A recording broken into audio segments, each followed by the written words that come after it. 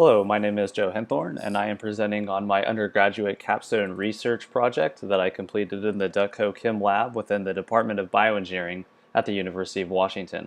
This was a tissue engineering project that was focused on investigating the mechanical properties of tubular fibrin scaffolds and nano-patterned mouse aortic smooth muscle cells. So why study arteries? Well, it's because of cardiovascular disease. Cardiovascular disease is the #1 killer worldwide and has been the leading cause of death in the United States for the last 100 years.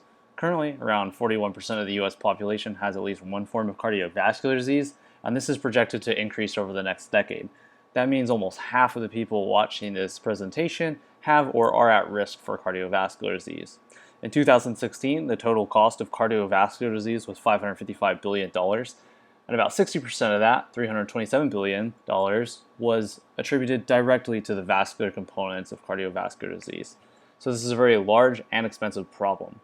The primary research goals of this project were to, 1, fabricate circumferentially aligned smooth muscle cells to resemble that of a tunica media, which is the middle muscular part of an artery, and secondly, to conduct functional testing on these tissues to investigate their mechanical properties. Now, the interesting thing about cells is that they're essentially blind and deaf little robots. They don't have a lot of sensory input. They can sort of smell in the sense that they can detect chemicals in their environment. But what they do have is a very well-developed sense of touch.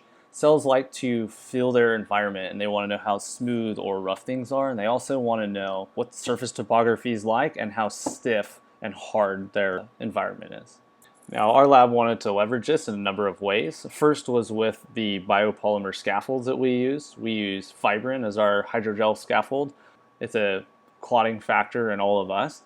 And we could also tune its stiffness to be what the cells wanted. In this case, we tuned it to 6.6 kilopascal at a fibrin concentration of 20 milligrams per milliliter.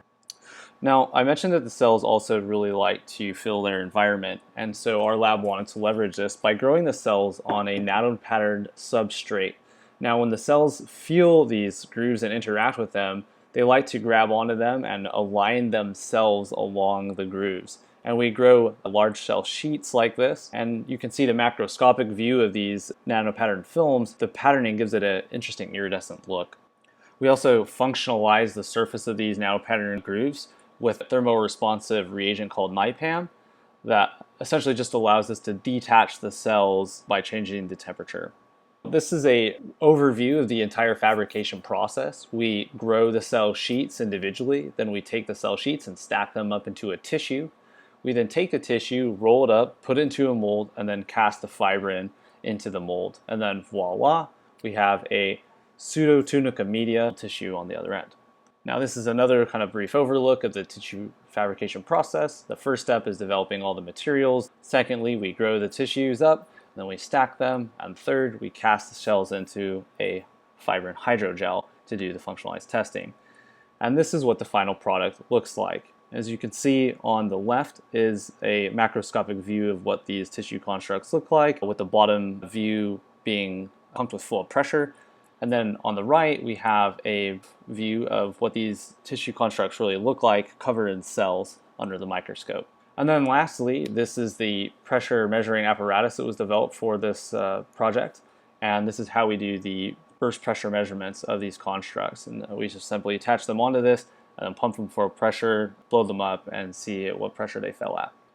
Thank you. If you have any questions, please let me know.